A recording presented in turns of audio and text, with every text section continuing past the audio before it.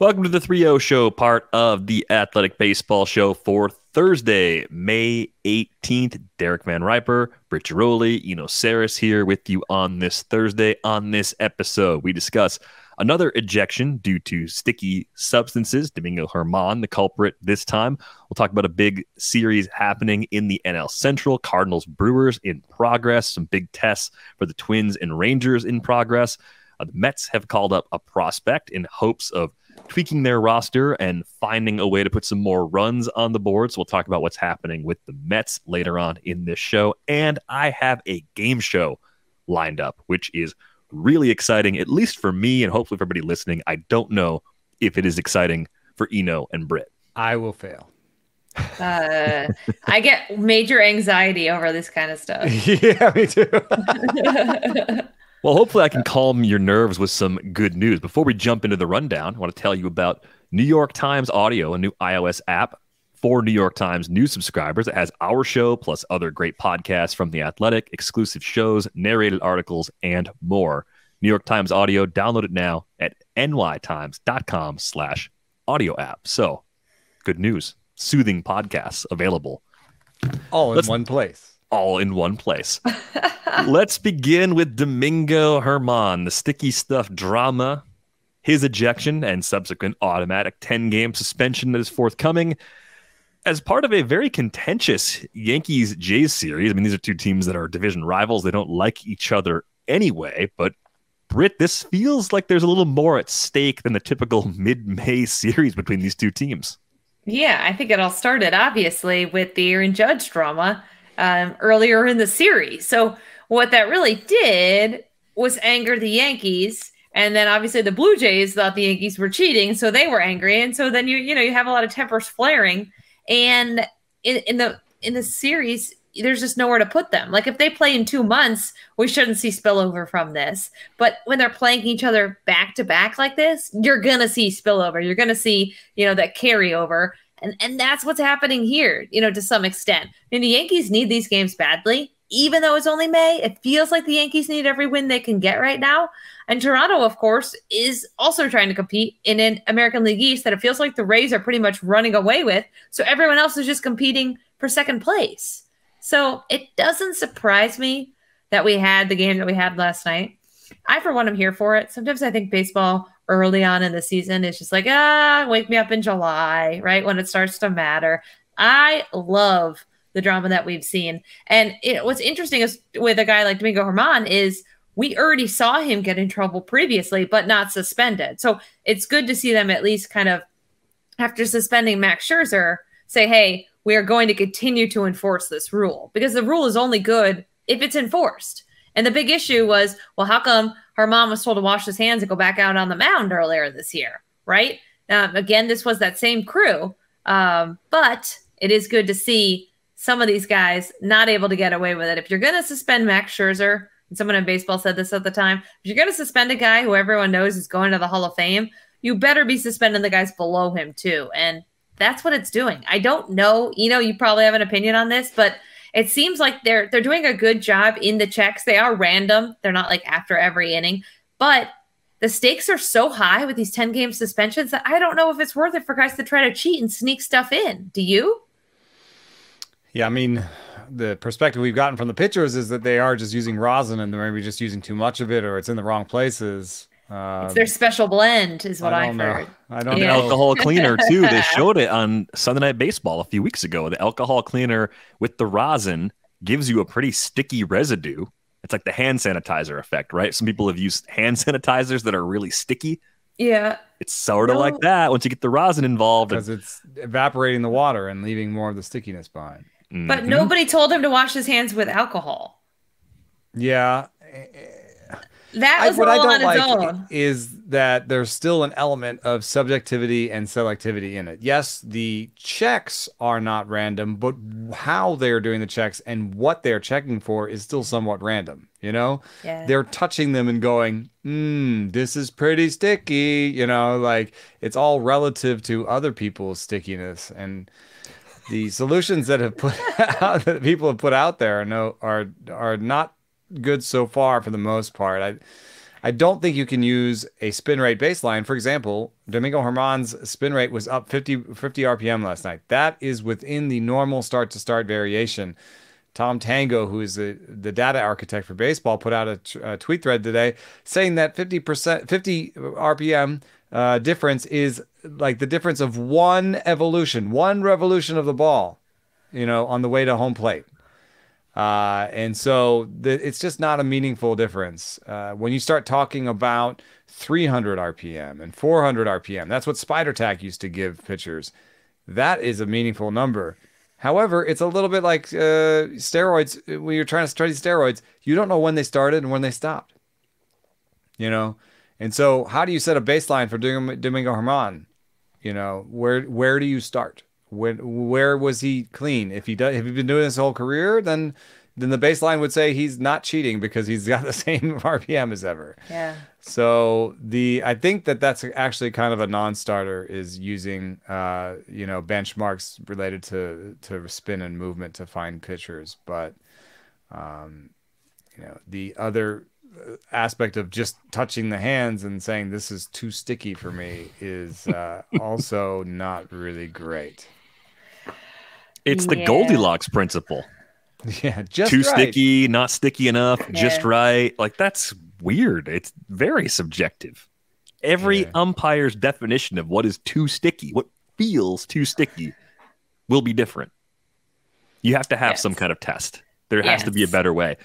You said you found a new subculture on Twitter of stickiness tests, like people that actually focus on this in other aspects of life. Well, I don't know if we just sort of stumbled onto this, but there is an actual stickiness test. For printing inks, there is a tack meter, a very old-fashioned piece of test apparatus where rollers make contact and are separated. This is close to the process when ink is transferred in printing machines. So there is a tack meter. There is something that measures how sticky something is. And so if there is such a thing, could it be adapted to use on the field?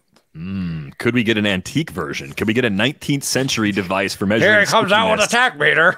Get 30 of them. No, it's too much tack. It's too much tack. He's thrown out of the game. I'd be awesome if it weighed like 60 pounds and had to be wheeled out on one of those AV carts. That'd be come over and touch the tack meter. Oh, God. I will say that it's just rosin debate. I had two separate people on separate teams say, yeah, it's rosin, but you're only allowed to use the rosin in the rosin bag on the mound. Guys applying their special stuff in the dugout, giving it time to dry, whatever else is in there, is not allowed. So the it's just rosin argument isn't an argument. It's where is the rosin from? Is it the rosin from the rosin bag? And in that case, it's really hard to make your hands as sticky as some of these guys' hands are. So, it's also a convenient description of what they're doing. It's also a way out that, unfortunately, Max Scherzer has shown them. Here's what my argument is. It's just rosin, and we're allowed to have rosin. And so, without a test, we don't know. And we can look at little clumps of things there on the, he's got that looks like pine tar on his there, or what is that? And that doesn't look white, or whatever it is. And then he's like, well, that's just dirt. And then you're like, oh, well, it's useless. It's useless. It's kind of, it actually has a parallel to the earlier discussion about whether or not Judge was looking for signs, I think. And the parallel is that we've made certain things illegal, and in the place when it comes to stealing signs, it's electronics are illegal. And we now have a person that goes in the dugout and looks for electronics and does so randomly, that works for MLB. And so I'm pretty certain in saying that there aren't any electronics in the dugout anymore, and that they're not using electronics to steal signs in the dugout. I can say that pretty certainly. Without that test in the sticky stuff area, we don't know what to do. We don't have that same like kind of certainty level. And so I can say that I don't think that there's anything to the Judge story, really. I mean, maybe they figured something out. Maybe he's stealing signs, but it was the old traditional way. Yeah. Just figuring out the person's tell. Ken Rosenthal had a great piece about Jay Jackson saying he was tipping his pitches. That just seems just baseball. But without a test that an MLB person can administer in the moment, we are left still guessing about sticky stuff. I just want someone wearing one of those bib things that they have for on-field people to wheel out the giant tack meter. I hope the tack meter is large, heavy, and ridiculous. I'm going to look up what a tack meter looks like now. I think it looks like an old hat if my Google search is accurate, which is pretty exciting. Jay Jackson's a 35-year-old journeyman reliever, and yeah, he admits the tipping pitches. Every time a player does something unusual with their eyes or does something unusual on the field, yes, it might arouse suspicion, but it's not going to be a conspiracy every time. It's not always going to be some deep-level conspiracy. We found some kind of hack and we shouldn't be doing this. It could have been as simple as something that Jackson was showing, which they admitted to in this case. Could have been something the catcher was doing. All of those things are possible. And all of that is legal. Relaying information that you see to your teammates is legal. Runners on base do it. That's part of the game, is decoding what the other team is going to do. So for me, a big nothing burger. I think people got really upset about it, disproportionately upset about it for reasons I really don't understand. I don't know if it's fallout from what happened 5 years ago or what exactly was the reason, but people need to calm down. If you want to get upset about something, get upset about the Drew Rasmussen injury, because that's a big deal, because Drew Rasmussen is a really good pitcher. And the Rays, even though they've got very good pitching depth, they have this established organizational skill of finding more pitchers when they need them, they are going to miss him. Right? Taj Bradley's been struggling at AAA. He's probably part of this solution. But once you get past that, you and I were digging into this 40-man roster. They don't necessarily have the clear and obvious next guy up. They do have Tyler Glasnow soon to return from the IL, which is a really nice thing to have in their back pocket. But the lead they've opened up in the AL East, as impressive as that is, it's only 4.5 over the Orioles. It's only 7.5 each over the Jays and Yankees entering play on Wednesday. I think that lead is very, very fragile, especially since it's only mid-May. But I think the state of their pitching, injury-wise, could make them more vulnerable than people realize.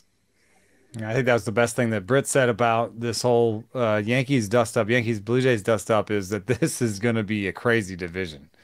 It's going to be a crazy division all year long. It's going to be a wild ride.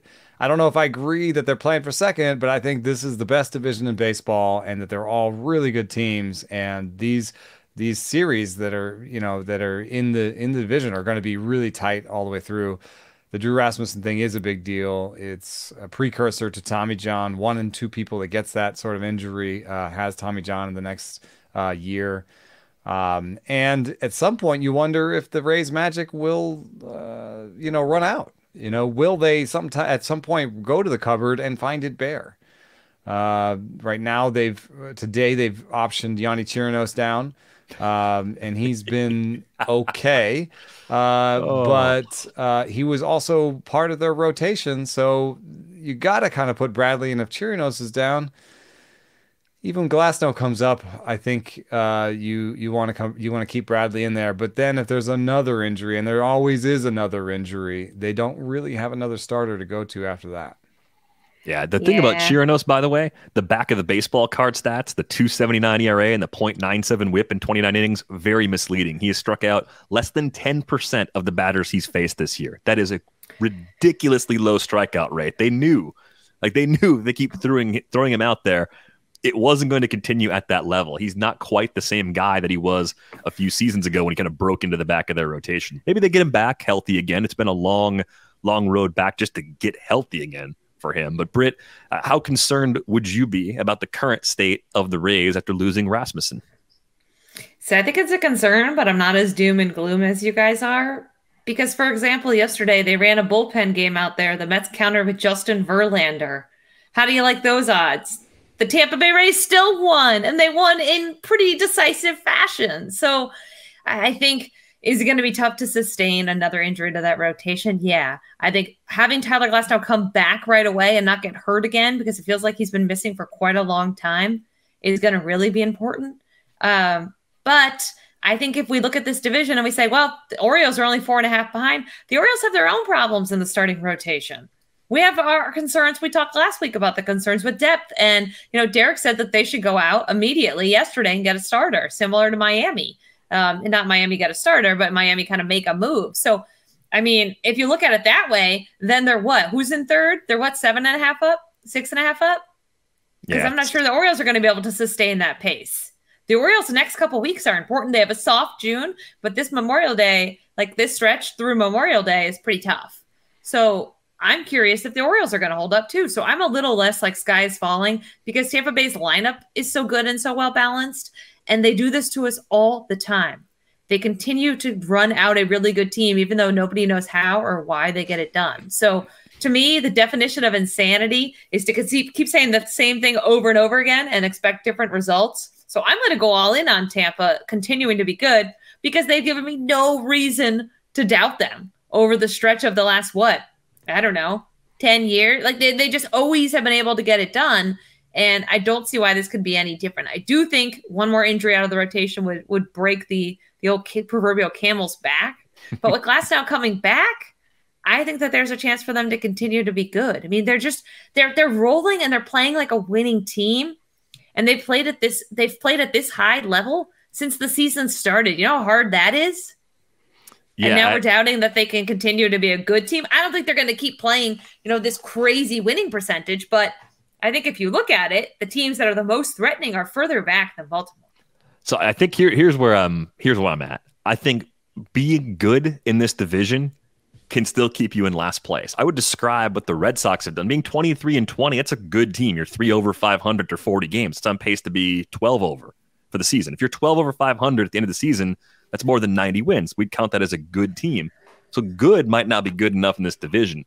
The hardest thing about the Rays to figure out, aside from this Rasmussen injury mattering, is if you take a look at performances on the offensive side this year, and you compare what has happened so far to what rest of season projections say is likely to happen with players going forward, there are some wide spreads because they've got guys like Yandy Diaz and Josh Lowe and Harold Ramirez. They have a whole group of players on that list who are among the biggest overperformers relative to projection so far. What level they settle in at is a huge unknown for me. Like, I don't know. Is Yandy Diaz going to keep hitting for this much power all season? The math says no, but I think it's probably more than he used to hit for. It seems like he's made a legitimate adjustment, right? I think those are some of the tougher questions for me to answer. Is like, how much do I buy into this magnitude of improvement for their lineup? It's crazy to me. When you look at the Rays, they have a team WRC plus of 140 through 43 games. The next best team, Atlanta, phenomenal lineup, right? 116. That's a gigantic gap. Even if the Rays are the best offense in baseball from today forward, they're probably not the best offense in baseball by that wide of a margin. That would be unbelievable if they actually pulled that off. I wonder if I wonder if some of the rule changes really played into their favor in terms of stuff that they are already doing. Yeah. There was something that people were talking about on Twitter the other day that I thought was interesting. The idea that now part of running a successful baseball team is about anticipating future rule changes and trying to be out in front of them. And I wonder sometimes when I look at I don't think it worked in Cleveland, but Cleveland's whole bet on hitting singles. I was like, oh, maybe that's really going to work in a post-shift world. It didn't. But if you look at something that the Rays have always done that's a little different than other teams, if you look at the StatCast numbers, there's this number called barrel rate. And, this year they're doing well in barrel rate, number 1 in barrel rate. That's something that traditionally teams like Atlanta, Minnesota, the Yankees, and Dodgers, they're always number, in the top 5, and they are there again. And when, Farhan Zaidi took over the Giants, they went from middle of the pack in barrel rate to the top of the league, and they're 7th now. So barrel rate is something that everyone always does. One thing that has set Tampa Bay apart is they hit the ball really hard, and they have done this year over year without necessarily always putting in the right angles. They hit a lot of ground balls. They have guys that make contact and hit the ball hard, and if they hit the ball hard in the air, that's a bonus. This year they're hitting the ball hard in the air, and that's why they're 140. But maybe there's something to, Tampa's strategy of just saying, hey, we want guys with good hit tools that hit the ball hard, and everything else will fall into place. Whereas other teams are like, no, they need to hit the ball in the air hard. So I think I think there's a fair amount of luck in this, of course. If you have a team this hot, there's luck.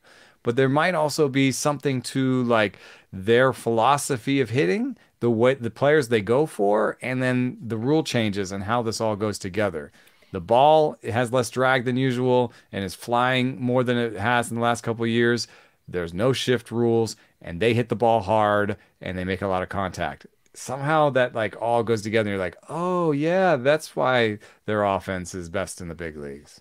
Yeah, it's just so strange. I'm looking at the year-to-year changes. There's a fun page over on Fangraphs where you can take a look at any stat and see who's improved the most and who's declined the most from last year to this year. And looking at barrel rate, the Rays have 4 of the top 7 biggest individual improvers in barrel rate alone. Jose Siri's there, Randy Arozarena is there, Josh Lowe, who I mentioned earlier, and Yandy Diaz are all there. And they have 2 more in the top 30. Wander is inside the top 30 in that group.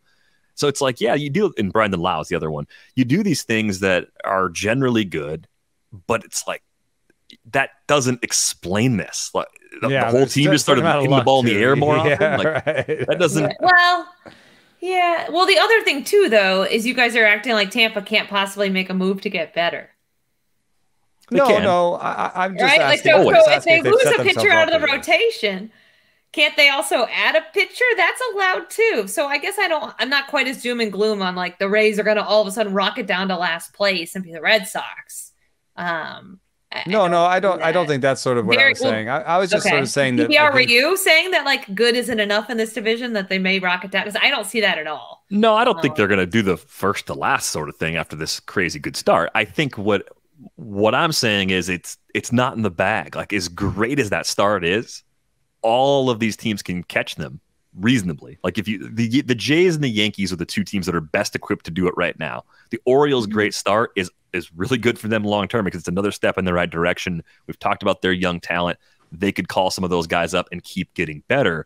But where I look at this division, I think maybe part of what's made the Jays-Yankees series so contentious, but maybe makes every division rivalry a little bit bigger, is the balanced schedule, which I really like. I like seeing matchups we don't ordinarily see throughout the year. Like normally you turn on the app and you look at the games and you get a couple interleague matchups, or in past years you'd look, okay, that's an unusual matchup. But most of the matchups were things you've seen a lot.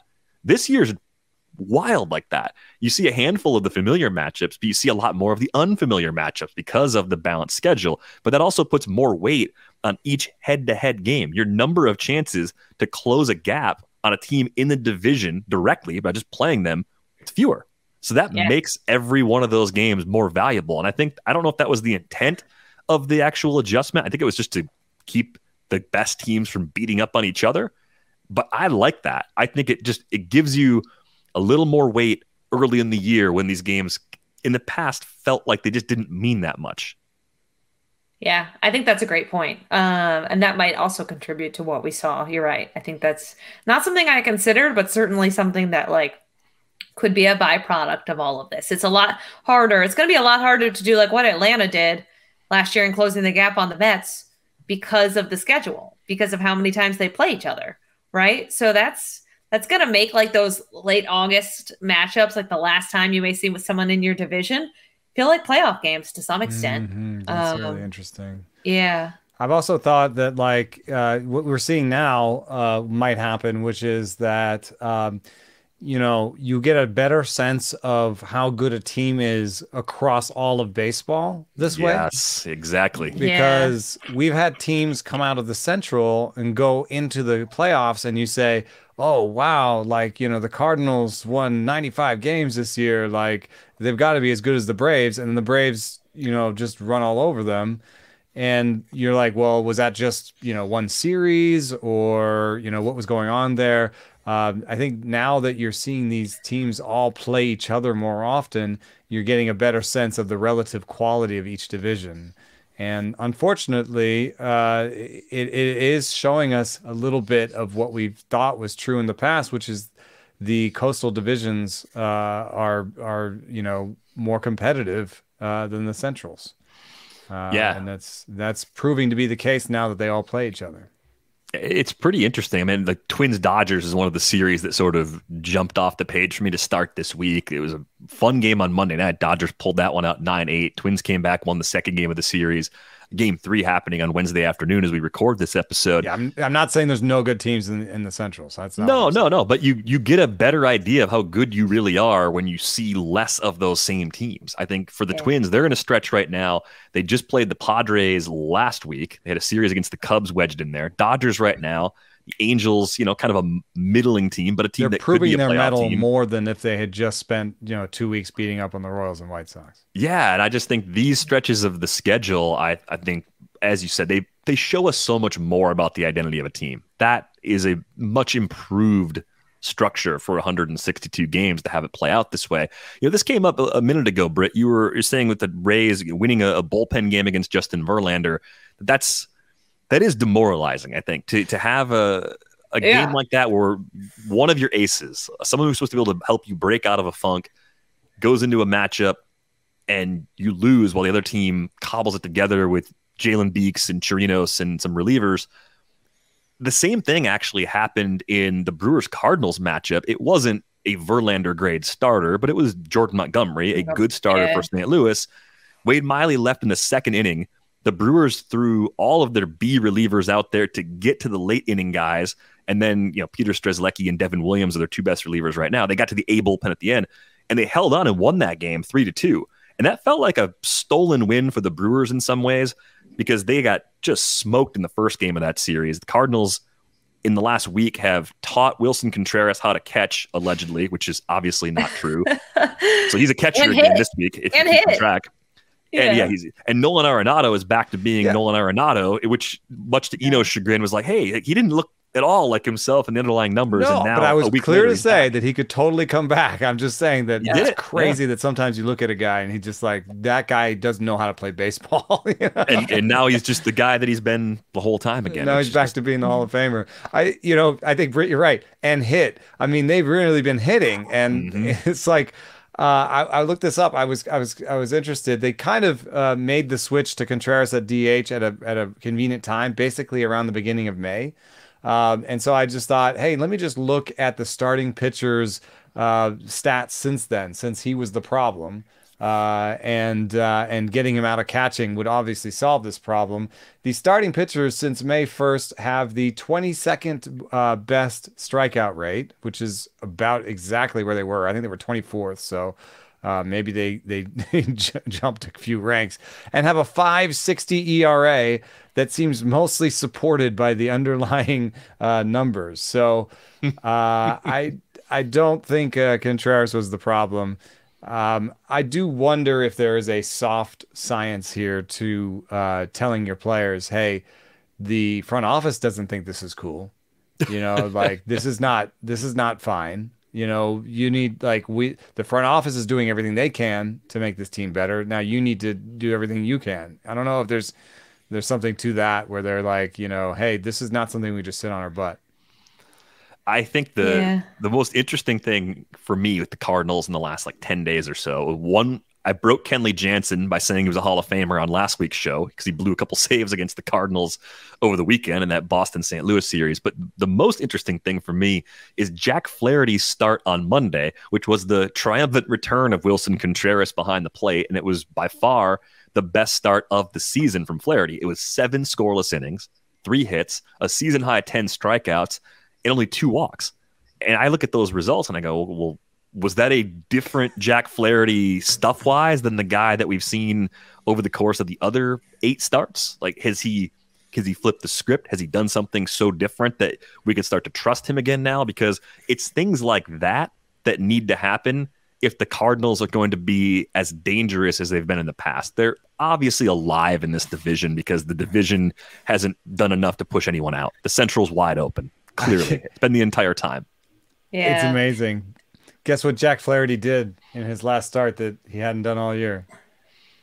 Had the second best fastball velocity of the year. So in the start after he was asked about his fastball velocity, and rudely Weirdly responded too. Was a jerk about the question. Yeah. He comes back with more velocity and has the best start of the season. 1.3 ticks higher than the game than which he was questioned about his fastball velocity, in which his fastball velocity was the worst or second worst it had been in like 3 or 4 years. So Britt, oh yeah, don't ask about that. Yeah. Britt, if you were there, if you asked the question the first time, I know this wasn't you, but if you were there after the turnaround, the velocity spiked and he pitches well, do you go right back to the well with another velocity question? Do you just look him right in the eye and say, Jack, I noticed your velocity was back up.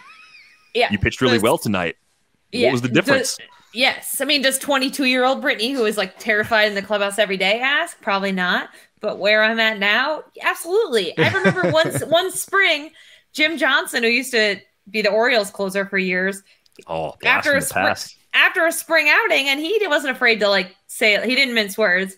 He goes, anyone ask me about my velocity, I'll punch you in the throat. So he was just like, oh my God. I guess we won't ask about that. But in spring training, but during the season, like, you want to be a jerk, be a jerk. The way I see it, the TV cameras are rolling. And if you want to just be a jerk, that's fine. But it's probably not going to reflect on me as much as it reflects on you.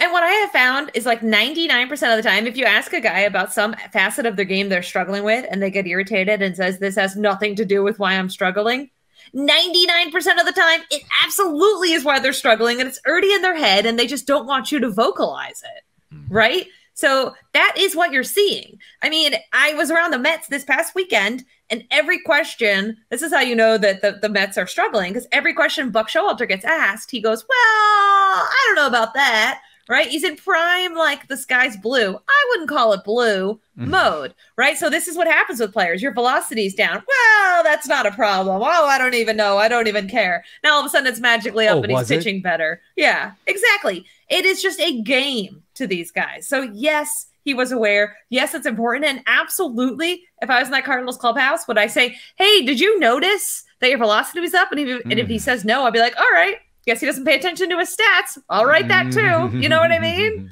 It's ridiculous. Right. Yeah, it's something to watch in the next few starts, right? If he has the velo back, sure, then the rebound is very possible. If he's more like the guy he was when he was asked about it, I think we're going to see more ups and downs the way it's been up to this point. I wanted to ask both of you, do you think like every game from a statistical standpoint carries the same weight? A loss is a loss, a win is a win. It doesn't matter how much you win by or how much you lose by. The Cardinals winning by 17 on Monday and losing by 1 on Tuesday, that's a split regardless. The runs don't actually matter. But do you think teams carry that to the next day? Some teams more so than others where, oh, hey, we just lost the bullpen game. We just lost the game we shouldn't have lost. Or we just got blown out. And how do you respond to that? Like, do you think that actually is a thing where teams have a certain level of toughness or resiliency? Or I know those are just kind of lame words to throw on there, but how would you describe that? Does that matter? Does the way a team reacts to a win or a loss actually matter in the grand scheme of things? Is their ability to cope with successes and failures actually help them on the margins to win more often? So I have found that blowout losses sometimes are the easiest for guys to get over. Just like move they go on. behind early, they get buried. Like the team scores 5 runs in the first inning, the pitcher gets out of the game. It was nobody's one fault. There was like nobody. There's nobody that has to be like, oh man, I screwed that game. It's like we all screwed that game. Let's get out of here. Yeah. It's the 5 things went wrong. Yeah, there's a couple like the worst clubhouses to walk into are the teams that are up not by like 1 run, because that happens like and they lose. The teams that are up like 4 or 5 runs that just watch it unravel in the 8th and 9th. Those are bad. Those are like guys talk about like those are gut punches. Those are like we blew this game. And it causes division, right? Because then the hitters are like, well, we did our job. Yeah. And they're looking over at the relievers like, what were you doing? Exactly. And that to me just really depends on like who's in the clubhouse. Like how tight is that group across the board where they either look at each other like that with the blame or they kind of just brush it off together. Because what happened in that Brewers Cardinals game last night with 2 outs in the 9th, I think it was Wilson Contreras, hit a line drive at Joey Wiemer in center field. And it had some funky, like, late tailing action on it. So it looked like it was easily the 3rd out. And instead, it just, like, moved at the last second. It was a double off the wall. And you could have easily had the, if the Cardinals score here, tie the game, go on to win. You screwed the game for us. Yeah, with 2 outs in the 9th, after all of the lower-level relievers in the roster did their jobs, you just blew the game with your closer going 5 outs. Like, that's a demoralizing way to lose when everything else had fallen into place before that. So, again, it still would have only been 1 loss on the sheet, but it just felt like it was more important because it came on the heels of a blowout, and it put the Brewers in a position where they weren't going to be swept in a series by a St. Louis team that's trying to make up ground. Yeah.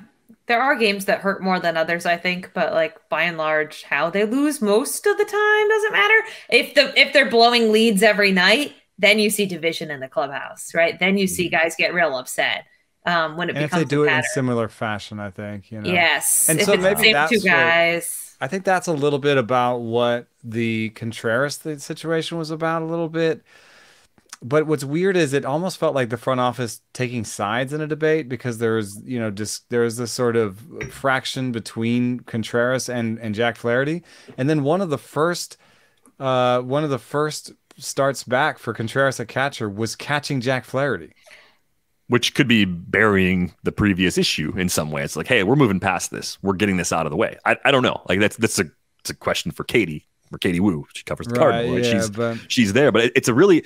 But it's a general question there too of just how much can you affect clubhouse chemistry? How much does it matter? How much and how much does how you lose and in what types of ways you lose? Like how much does that affect clubhouse chemistry? I do believe there's something there because you will notice you'll notice a quiet clubhouse. That's kind of often like a tense clubhouse, a quiet clubhouse.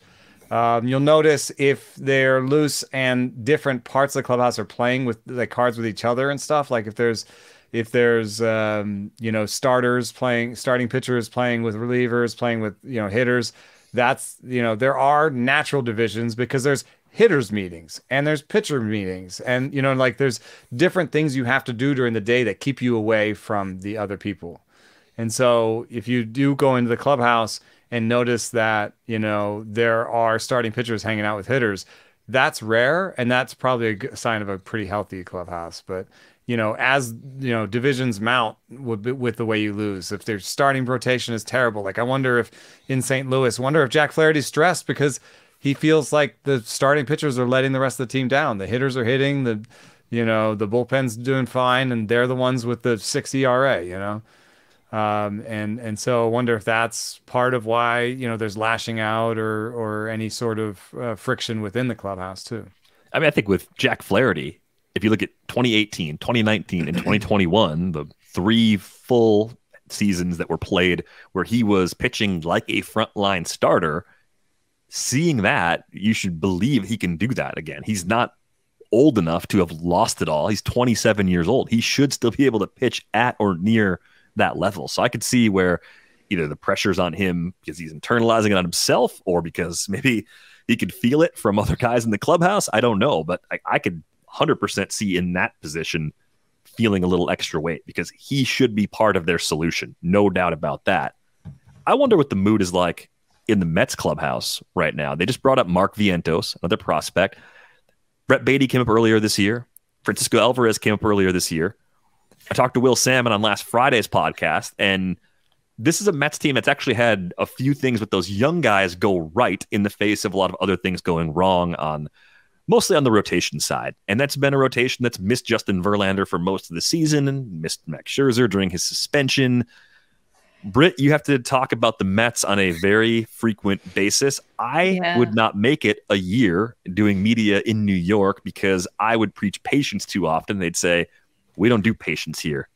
Get out of here. Leave, Midwest guy. Beat it. So are they really in as much trouble as people make them out to be, or is it fair to preach patience despite their flaws? So they're in trouble, I think. I was just around them, like I said. They were in D.C. Over the weekend, like a weird 4-game series that ended Monday. Here's my take on it. If we get to Memorial Day and this team hasn't figured a way to turn it around, I think panic sets in. I think the next 10 days or so are going to tell us a lot because Scherzer is back now. Verlander is back.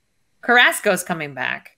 So They are now getting healthier in the rotation. They have now Francisco Alvarez, Brett Beatty, and now Mark Vientos. So the young guys that everybody wanted are here. The starting pitchers that they signed are healthy. So if they don't put it together, then I think absolutely the panic has set in. I mean, this is an old team. This is a team that I don't think really was put together with the rules in mind, because the rules favor like quick athletic teams. The Mets are none of those things. Yeah. They're also an older team. And the problem, as we've talked about on this podcast before, is older guys, not only do they break down easier, but if they've been hurt once, their chances of getting hurt and going to the IL again just keep increasing and increasing and increasing. So, they haven't pitched well out of the rotation, and that's no secret. But to me, the most concerning part isn't that they have a over 5 ERA because Verlander and Scherzer haven't done anything. It's their lineup. Nobody in that lineup is inspiring confidence. And that is a tricky thing. You can't just turn over the whole lineup. They've been calling up young guys to try to get someone to give them a shot in the arm because they just aren't getting it done offensively at all. I mean, even days where their pitching kind of pieces it together and they've overused their bullpen. So shocker, their bullpen hasn't been that good.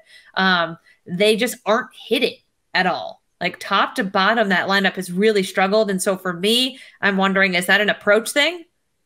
How can this many guys not be hitting at the same time? A slump? Yeah, maybe, but we are now a month and a half into the season. That's an awfully long slump, right? It becomes to the point of the time where once you get into Memorial Day and you can basically flip the calendar and see June, it's like, is this just what this team is? And Andy McCullough wrote a great column about that today. So I'm not like fully ready to press that panic button yet. Again, I covered a Nationals team that was 19-31 and won the World Series. They had a lot of injured guys on they had a lot of big guys on the IL. The Mets have had a lot of big guys on the IL. They are capable of having a run because of how good some of these guys are.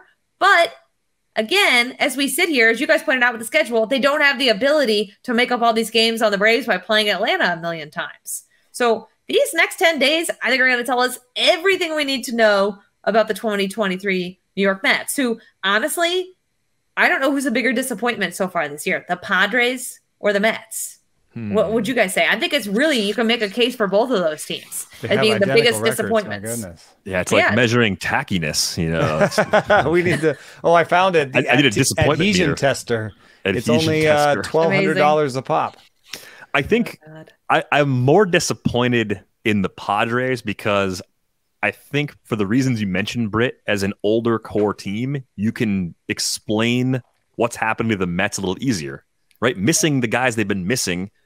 Okay, that sort of happens with an older roster. Yeah, and they do have enough guys underperforming offensively where you could say, okay, they're going to probably get more from Francisco Lindor today forward than they've got so far. Pete Alonso opened the season hot. He's been colder over the last 20 games, but he's going to be fine. He's still 36% better than league average for the season. The tough decisions they have to make are with some of the veteran glue guys. If you're going to bring up someone like Vientos, are you going to push Eduardo Escobar off the roster, or at least push him into a smaller role, or Tommy Pham? What are you going to do with guys like that who have underperformed? Because those are tough players to read. They should be league average guys, but they're not. But they're at an age where perhaps they've lost enough to not be able to bounce back to that level. There's an uneasy fit, though, that you're pointing at, which is Mark Vientos doesn't play a premium defensive position. And neither does Eduardo Escobar. And neither does Brett Beatty. And neither does Tommy Pham. So right now on your bench, you likely have 2 corner infielders or 3 corner infielders and a corner outfielder and 2 catchers or a catcher, So I think they might be carrying 3 catchers. So it's like, that is not a very flexible roster. And it gets really dicey if Lindor gets hurt, or if Nimmo gets hurt again, and he's gotten hurt again, like Britt pointed out, in terms of, past injury predicts future injury. So, yes, this is the best roster they could put together right now, but it also isn't built to withstand much. It's going to, if anybody gets hurt again, it's going to be weird. There's going to be somebody weird in center field you don't think should be playing center, or somebody weird playing defense up the middle in the infield that doesn't have a bat or whatever. So I just think that that's what happens when you're an old team, because young players that are ready to play. Those are the players that play center and short and second and catcher. Those are the, at least center and second. Those are the places their defense plays best. You want to have a young player in those places. And they don't really necessarily have young players at these premium positions because for the most part, they've traded them away. Pete Crow Armstrong is a center fielder that we could be talking about as someone who could come up and help them in center, but he's with the Cubs now.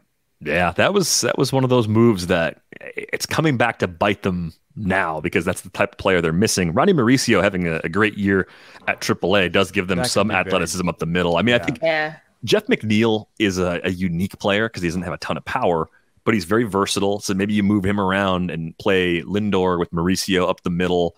I think Alvarez, by Will's account, has been much better than expected defensively, which is a big win for them because over time he's going to hit for plenty of power. Whether or not he hits for a high average and gets on base a lot, that's probably the other part of the questions on Alvarez. I think they can still rally back. I'm with Britt. I think you don't want to hit the panic button yet. I think a lot of teams do look at Memorial Day as kind of an important marker, even if they should wait longer. I don't know. I would argue that early is better. I made that argument last week, and then Jazz Chisholm got hurt. Sorry, Marlins fans. Lucky for you, I'm not your GM, and the season's not lost. So here we go. So here's what we got coming up. 2 against the Rays will happen before Memorial Day. One of those is today. One of those is tomorrow.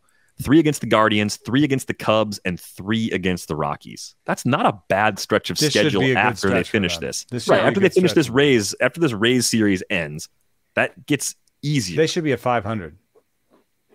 They should be. And if you're there on Memorial Day with all the injuries you had, okay. And if you need to add more in season that costs money as far as just taking on salary and not giving up future value to get it, you had an owner willing to do that. It's not the most sustainable long-term approach because that part takes time and no one likes to hear that. Building the Dodgers doesn't happen overnight. It just doesn't. Until you do that, you're acting more like the Angels. You're throwing money at your problems and at the top. That has limitations. Not underneath. Yeah. So it's like the iceberg problem where you look good at the top, but what's going on underneath? Mm-hmm. And that's happened with the Mets so far. And I think that's to some extent what's happened with the Padres. The Padres trade away. Yes. And, they have a bunch of players at the top line of everything that looks okay, but there's no way right now for us to sit here and be like, this is how we fix the Padres, right? The only way for the Padres to fix themselves is to play better. Like there's no call this guy up and put him here. There's nobody in the coffers really. It's really more like it's like the opposite of what we talked about with the Rays earlier, where the Rays have these guys that are exceeding, and you're like, okay, so like how far above rest of season projection are you going to go? On the Padres side, you're like, how far below your rest of season projection are you going to go? Like, why have you underperformed so much to this point? Yeah, it comes from within. I think that's why the frustration is bubbling up. Bob Melvin, you could see, like usually a pretty even-keeled, calm manager. You're starting to see it. There's more frustration now in San Diego. Yeah. Juan Soto, despite his meager batting average or average-ish, whatever, it's boring. He's been better, average. Right? He's been better. He's actually the best hitter on the team now. Yeah. He's 47% better than league average, and he's gotten the most plate appearances. Good. Xander Bogaerts, you signed the guy for a lot of money. He's showed surprising power, I think. We wondered what his power would look like outside of Boston. The power's been good. He's 26% better than league average. Good. Now, the next 4 players in terms of plate appearances, so the next 4 core players in terms of plate appearances are all below average with the stick. That's Jake Cronenworth, Manny Machado, Trent Grisham, and Ha-Seong Kim. Now, Kim is going to give you some elite defense, and Grisham to some extent is doing that as well. Machado's defense is normally elite. It is pretty good this year, but he's at a non-elite defensive position, and that's really, you're looking at him and Cronenworth as like part of the, just not playing up to the back of their baseball cards. And I think, those guys could get hot. I mean, that could just be it. Those guys get hot, then it's a more complete lineup with 4 or 5 or 6 hitters that you really you fear, Yeah. What's interesting to me is when you look at the playoff odds over at Fangraphs, with the Mets and Padres both 3 below 500 through 43 games played, both teams are 20 and 23. The Padres come out with a 67% chance of making the playoffs. The Mets, 49.6. So I think that's a reflection of the older roster, the way the projections on an individual level look for these players. I kind of share that optimism. I'm more comfortable. Too. I don't know. Yeah. The Padres still play the Rockies a fair amount. Yeah. And the Giants, I'm still just not convinced the Giants are nearly the team they were 2 years ago. I think they're kind of in that weird middle ground, which we'll probably dig into that group of middle teams a bit more on next week's show. But I'm less panicked about the Padres than I am about the Mets, and I'm not one to panic at this point about anybody, if that helps. Yeah. The panic meter. Very scientific.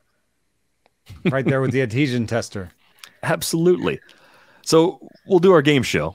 It's the return of Three Strikes. It is the most popular baseball game show on a podcast in the entire world.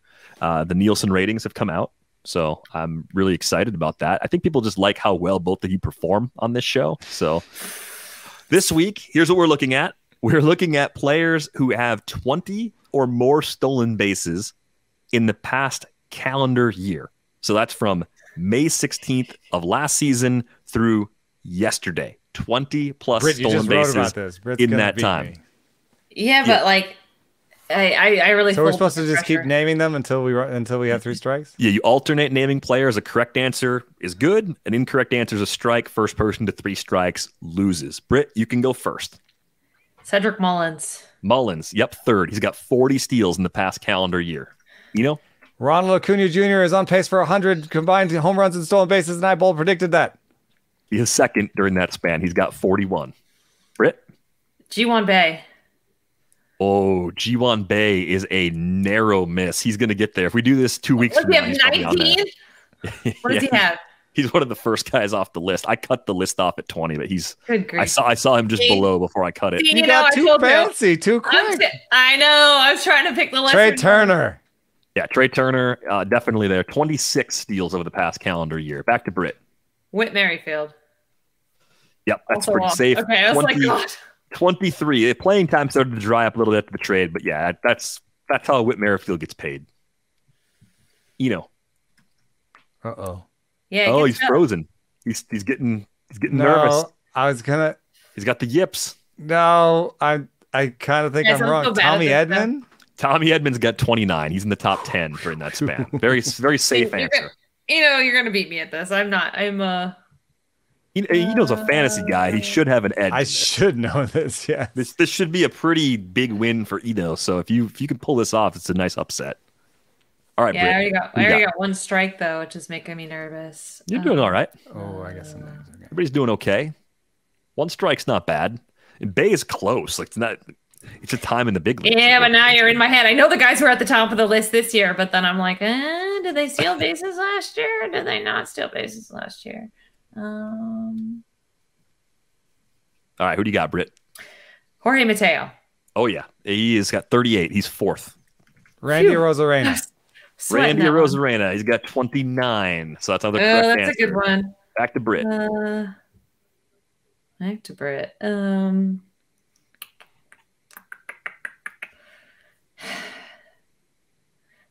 There's a guy, I think. Let it fly. Who is it?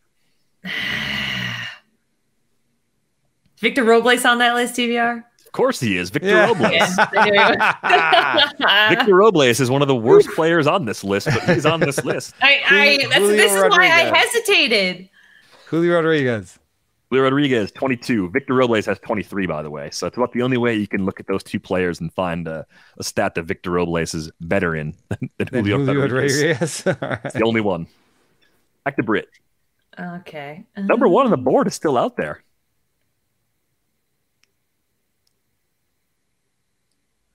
This is 20 over the last from the beginning of last season or the last calendar year? From calendar year. So May 16th of last year forward. Why am I blanking on number one? Jesus, this can't be. Yeah, I know. I'm also blanking. There's a bunch of top 10 guys still on here, so you could, take any of those guys. There's a few 2020 players on this list. There's a 30-30 player on this list. There's a 30-30 player that we're missing? There is a 30-30 player from the past calendar year on this list. Is Jose Altuve on that list? No, he is not. So that's a second strike for Britt. I know. Kyle Tucker. Kyle Tucker is in 23. He's got 31 homers and 23 steals in the past calendar year, despite a that slow was a start. good one. Yeah, it didn't. I was like, someone with Houston, maybe? Yes. No. A lot riding on this guess, Britt.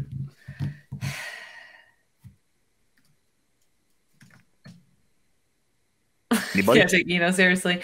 I told you. I told you. I like forget my own name when you put me on the spot like this. I know it doesn't make my brain work right. It's like when people watch Jeopardy and they think it's like easy. The number one guy is out there, and I don't know who it is. I'm like, why? Pretty much all that guy does is steal bases. Is Miles Straw on the list? Yes, he is. Miles Straw has 22. That's correct. I think this is gonna be wrong, but Marcus Semien. Simeon, the great answer. We talked about him at the end of last week's show as an underrated player. He's the 30-30 guy, or one of the 30-30 He's the 30-30 guy? He is? He's the only 30-30 guy over the past calendar year. 33 homers, 30 steals, 125 runs, and 110 RBIs. He's a 7-WAR player during that span. All right, Britt, stay alive. Terrible contract. I don't know. I'm getting really nervous doing this. I'm running out. I'm just going to throw some names out there. Bobby Witt Jr. on the list? Bobby Witt Jr. is very high on the list. 37 steals during that span. I don't know why I'm still sweating this out. I'm literally sweating. I'm like, oh, I hope he made it. Cody Bellinger? Bellinger, 20 exactly. Just barely on the list, but barely counts. But number one's still out there? God. Number one is still out there. Okay, Britt, who else you got? Oh, God. Bad planning on my part. I thought this game would just go quicker. I don't know why. Because because we're terrible and we're hemming and hawing. Yeah, you can't have terrible people do this. Fantastic audio experience. Very fun for all listeners involved. Is Wander Franco on the list? Wander is a narrow miss, actually. So that is Britt's go. third strike. I have to know who was I? Who's number one, dude? Who's number one? John Birdie or something? John Birdie's number one. Oh, that was my next guess. Yep. And the other two that are in the top 10. Is Cash Chisholm on the list? Yeah, I can't keep track. 20 exactly. I was gonna go to Florida next. I had Jazz and Birdie queued up. This year player that you could have had sneak in there was Esteury Ruiz. I was gonna wonder if Ruiz did enough this year. I forgot. I knew he was like 18 or 19 or something. Yeah. That was. He wasn't in the big leagues though, like last year. That's why I didn't pick him. Yeah, I didn't either. I knew he was the top guy this year, but I didn't know he was that high. Yeah, the only other top 10 or near top 10 guys that you didn't get, Nico Horner, 30 steals during that span, and then Stephen Kwan and Tyro Estrada both have 27s. They're top 10. I knew there was another Cleveland guy. I would have been in trouble after Birdie and Jazz. Yeah. But you had no strikes. You were crushing it. I was really nervous about Jazz. I was like, oh, he's hurt. He was hurt a bunch. I don't know. Yeah. Well played all around. Hopefully we'll have another edition of that at some point. I'm not going to tell you when. We didn't get number one. The best thing about this game. You got them all right. I'm terrible at this. I lose every time. You could literally ask me like what I ate for breakfast and with me. That's tough. But the best thing about this game is you never know when it's going to come back. So could be next week.